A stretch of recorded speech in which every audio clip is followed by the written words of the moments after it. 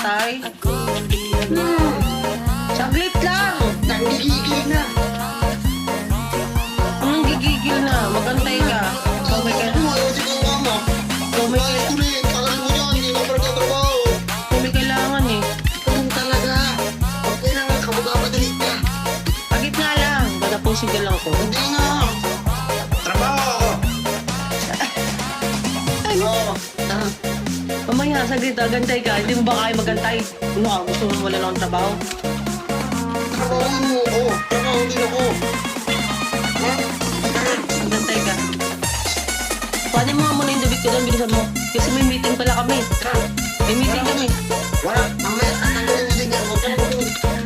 Gusto mo